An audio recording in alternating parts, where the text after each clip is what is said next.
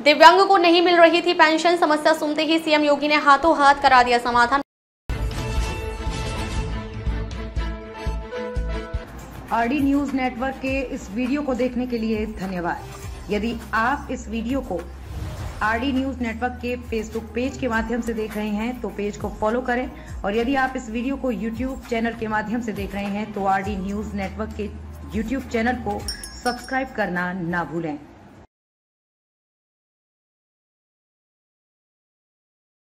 नमस्कार, मैं अंजना और आप देख रहे हैं आरडी न्यूज नेटवर्क। आइए रुक करते हैं आज की बड़ी खबर पर। दिव्यांग को नहीं मिल रही थी पेंशन, समस्या सुनते ही सीएम योगी ने हाथों हाथ करा दिया समाधान। मुख्यमंत्री योगी आदित्यनाथ ने गुरुवार को जनता दर्शन कार्यक्रम में भाग लिया, जहां उन्होंने विभिन्न जिलों से आए 112 नागरिकों की समस्याएं सुनी। चंदौली से आए 2 दिव्यांगों की पेंशन समस्या का तुरंत समाधान करते हुए मुख्यमंत्री ने मुख्य सचिव को निर्देश दिए और चंदौली के दिव्यांग कल्याण अधिकारी से बात की, जिसके बाद पेंशन जारी करने की प्रक्रिया शुरू हो गई। दिव्यांग ने गोपाल और श्यामपाल पेंशन की उम्मीद लेकर गुरुवार को मुख्यमंत्री आवास के जनता दर्शन में पहुंचे। मुख्यमंत्री योगी आदित्यनाथ ने दिव्यांग के पास आकर पूछा, आपको क्या कष्ट? दिव्यांग ने कहा वह कई दिनों से अपने जिले में चक्कर अफसरों के चक्कर काट रहे हैं, लेकिन दिव्यांग पेंशन नहीं मिल रही। मुख्यमंत्री ने पूछा, आप किस जिले से आए हैं? दिव्यांग ने उत्तर दिया, महाराज चंदौली से। मुख्यमंत्री ने मुख्य सचिव से कहा कि चंदौली के जिला अधिकारी या दिव्यांग कल्याण अधिकारी से पूछे कि पेंशन क्यों नहीं मिल रही। लापरवाही मिले तो तुरंत दंडित कर पेंशन जारी करवाएं। कुछ देर में ही चंदौली के दिव्यांग कल्याण अधिकारी का फोन मुख्यमंत्री के ओएसडी AK चौहान के पास आता है। अधिकारी ने बताया कि केवाईसी न होने के कारण पेंशन नहीं मिल पा रही थी। केवाईसी अपडेट करा दी गई है, शाम तक दोनों की पेंशन जारी हो जाएगी। लंबे अंतराल के बाद मुख्यमंत्री योगी आदित्यनाथ गुरुवार को जनता की समस्याएं सुनने के लिए जनता दर्शन कार्यालय में उपस्थित हुए।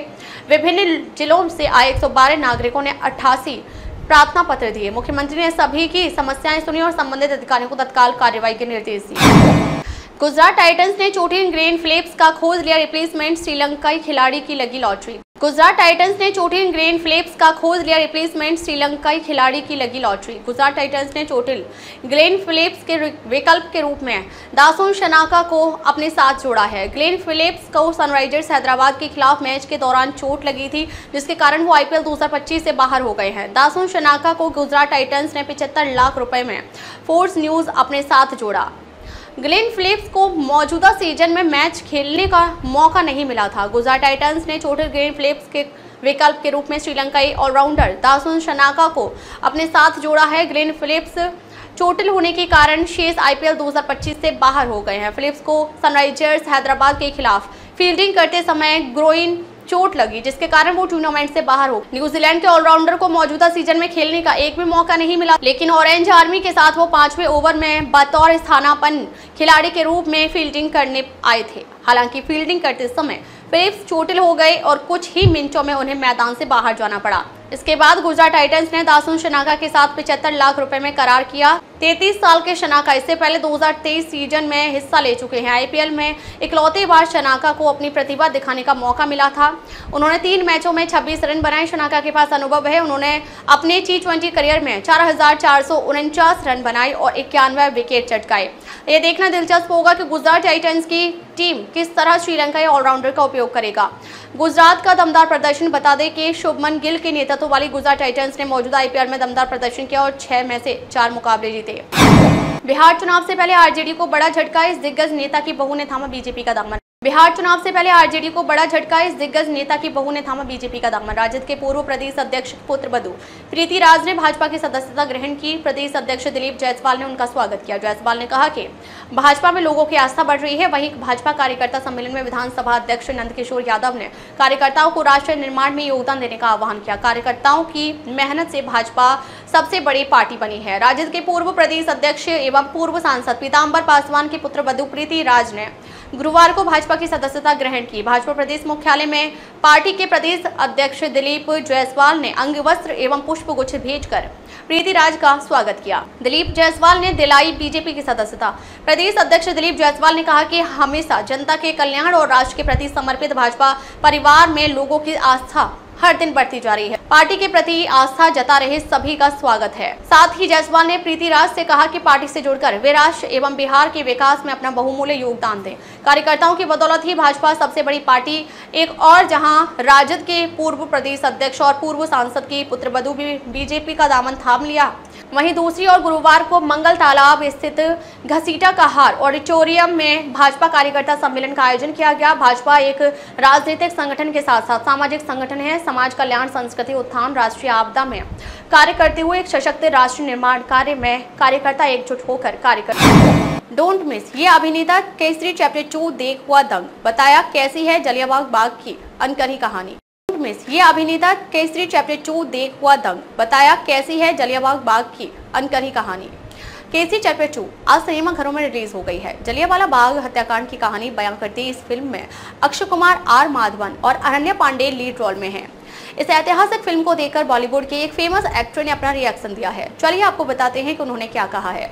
जलियांवाला बाग हत्याकांड के खिलाफ आवाज उठाने वाले सी शंकरन नायर की कहानी लेकर आई फिल्म केसरी चैप्टर 2 आज सिनेमा घरों में दस्तक दे चुकी है।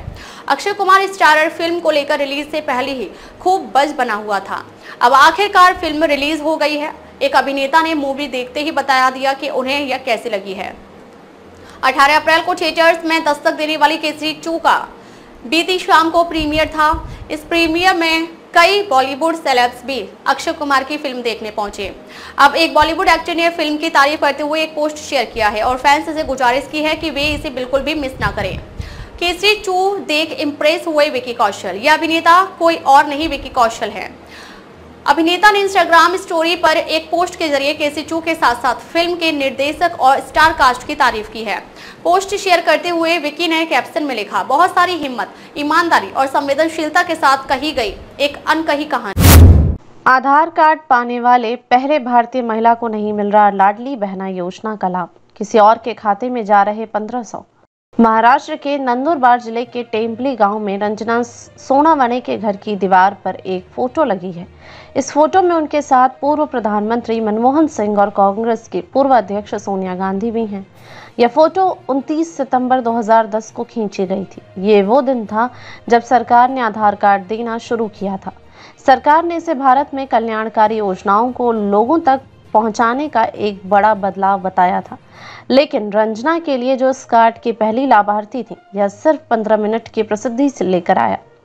काश इससे उन्हें हर महीने मिलने वाले 1500 रुपए मिल पाते जो उन्हें राज्य सरकार से मिलने चाहिए थे। लेकिन वो तो एक अलग ही कहानी है। महाराष्ट्र में 21 से 65 साल की उम्र की 2 करोड़ से ज़्यादा महिलाएं मुख्यमंत्री माझी लाडकी बहन योजना के तहत हर महीने मिलने वाली राशि के लिए योग्य हैं।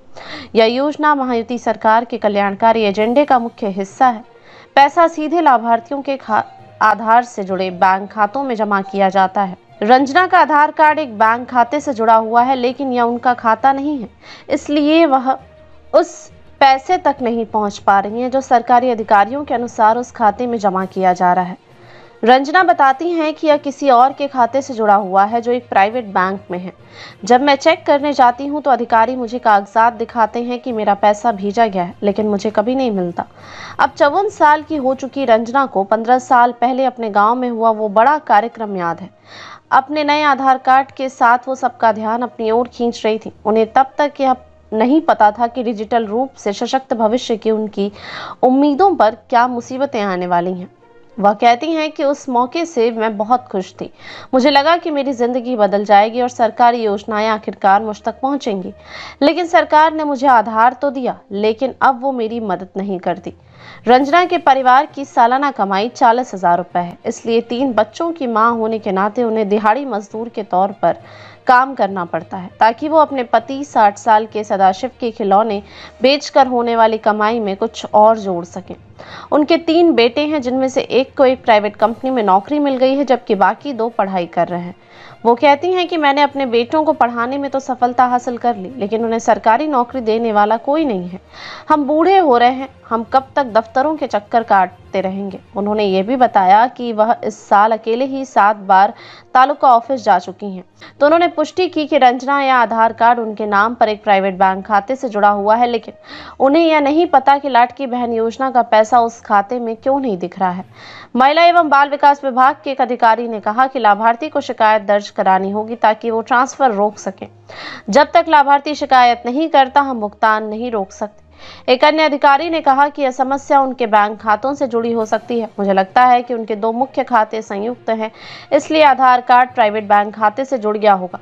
हमें नहीं पता कि उनका वही खाता नहीं है, शायद वह खाता नंबर आंगनवाड़ी सेविका ने दिया होगा जिसने उनका फॉर्म भरा था। हमें इसकी इजरायल के ताबड़तोड़ हमलों के बाद घुटनों पर आया हमास। गाजा में बचे सभी बंधकों को रिहा करने के लिए तैयार। हमास के गाजा प्रमुख ने कहा कि इजरायली जेल में बंद फलस्तीनियों के बदले बाकी बचे सभी बंधकों को रिहा करने के लिए हमास तैयार है और इस बारे में जल्द वार्ता करना चाहता है ताकि क्षेत्र में युद्ध समाप्त हो सके। इजरायल के साथ अप्रत्यक्ष वार्ता के लिए हमास वार्ता दल का नेतृत्व करने वाले खलील अल हया ने टीवी पर दिए भाषण में कहा कि हमास को अंतरिम युद्ध विराम समझौता स्वीकार नहीं है। क्षेत्र में युद्ध पूरी तरह से रुकनी चाहिए। गाजा के लोगों को दिन में एक बार मिल रहा भोजन। गाजा में गुरुवार रात इजरायली हमलों में 23 लोग मारे गए। मारे गए लोगों में 10 एक ही परिवार के हैं। इस बीच संयुक्त राष्ट्र ने गाजा में खाद्य सामग्री, पेयजल और दवाओं की किल्लत से खतरनाक स्थिति की आशंका जताई है। इजरायल ने 18 महीने से युद्धग्रस्त फलस्तीनी क्षेत्र में 6 हफ्तों से आवश्यक वस्तुओं की आपूर्ति रोक रखी है।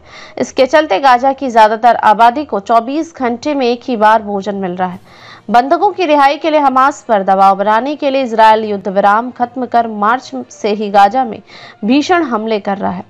खान यूनिस शहर में ताजा हमले में एक ही परिवार के 5 बच्चे, 4 महिलाएं और 1 पुरुष मारे गए हैं। ये सभी जलकर मरे हैं, जबकि उत्तरी विभाग में किए हमलों में 13 लोग मारे गए हैं। इजरायली सेना ने कहा है कि वह अपने हमलों में आमजनों को बचाने का हर संभव प्रयास करती है।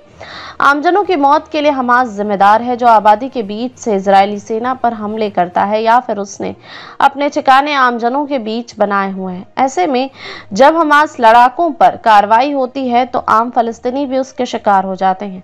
इस बीच लेबनान ने इजरायल पर रॉकेट हमला करने वाले लड़ाकों के एक समूह को लेबनानी सेना ने गिरफ्तार किया है। इन लोगों ने मार्च में इजरायल पर हमला किया था, जिससे दोनों देशों में तनाव बढ़ गया था। रूसी नागरिकों को रिहाई के लिए हमास को पुतिन का धन्यवाद। हमास द्वारा फरवरी में रिहा किए 3 रूसी नागरिकों ने बुधवार को मॉस्को में राष्ट्रपति व्लादिमीर पुतिन से मुलाकात की। पुतिन ने रूसी नागरिकों की रिहाई के लिए हमास को धन्यवाद दिया है। ये रूसी नागरिक अक्टूबर 2023 में हमास के इजरायली शहरों पर हमले के दौरान अगवा किए गए थे। ये सभी तभी से हमास की कैद में थे। रिहा होने वाले अलेक्जेंडर ट्रूफानोव और उनके परिवार के 2 सदस्य। सीएम योगी ने दिया है जिसकी जांच का आदेश। पीएम मोदी से करा दिया उसका लोकार्पण। प्रधानमंत्री नरेंद्र मोदी का संसदीय क्षेत्र होने से वाराणसी के विकास के लिए खजाना खुला हुआ है। सैकड़ों करोड़ की योजनाएं लगातार चल रही हैं। इन योजनाओं में घपले घोटाले के आरोप खुद वाराणसी के विधायक भी लगाते रहे हैं। इस बीच एक ऐसा मामला सामने आया जिसने यहां के अफसरों की कारस्तानी की पोल खोल कर रख दी है। पर्यटन विभाग ने उन 2 परियोजनाओं का भी पीएम मोदी के हाथों लोकार्पण करा दिया, जिनकी जांच मुख्यमंत्री योगी आदित्यनाथ के निर्देश पर चल रही है। ये काम रामनगर में शास्त्री घाट और सामने घाट के पुनर्विकास से जुड़े हैं।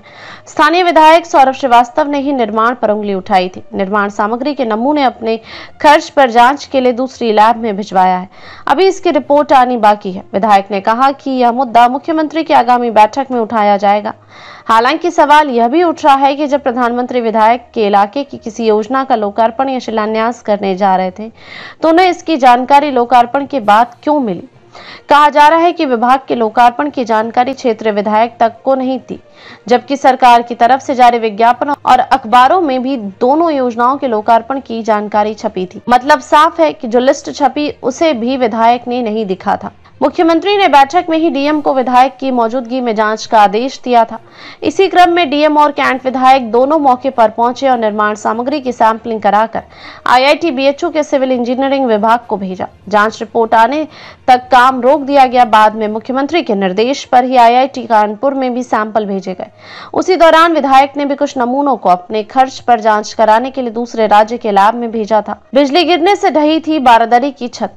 पर्यटन विभाग के उपनिदेशक राजेंद्र रावत ने कहा कि आकाशीय बिजली गिरने से बारादरी की छत क्षतिग्रस्त हुई थी।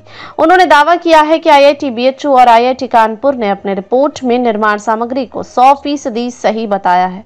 मौसम विभाग ने भी अपनी रिपोर्ट में आकाशीय बिजली की बात कही थी। मौके पर अब केवल चबूतरा। फिलहाल रामनगर में शास्त्री घाट परियोजना में 2 बारादारी बनाई गई थी। घटना के बाद दोनों बारादारी की छत और चारों ओर के खंभे हटा दिए गए हैं। वहीं लोकार्पण के बावजूद घाट को जोड़ने वाली सड़क तक नहीं बनी है। पास से गुजरा नाला एक नए घाट पर बह रहा है। घटनास्थल का मलबा आज भी मौके पर पड़ा है।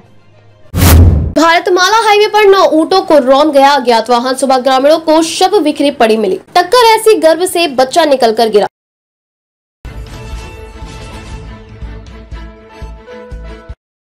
फलौदी में भारतमाला हाईवे गुजरात पंजाब पर गुरुवार देर रात तेज रफ्तार वाहन ऊंटों की काफिले को रौंदता हुआ निकल गया। हादसे में 9 ऊंटों की मौत हो गई। टक्कर के बाद एक प्रेग्नेंट ऊंटनी का बच्चा निकलकर रोड पर गिर गया। लोगों को 2 ऊंट तड़पती हालत में मिले। घटना फलौदी जिले के भोजासर थाना क्षेत्र के लक्ष्मण नगर में हाईवे पर टोल प्लाजा के पास हुई। भोजासर थाना इंचार्ज अशोक कुमार विशोई ने बताया कि देर रात ऊंट भारतमाला हाईवे पर आ गए। अज्ञात वाहन ने ऊंटों को टक्कर मार दी।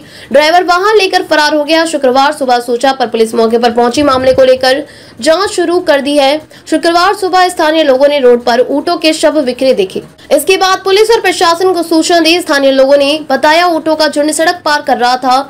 इसी दौरान तेज रफ्तार वाहन ने झुंड को कुचल दिया।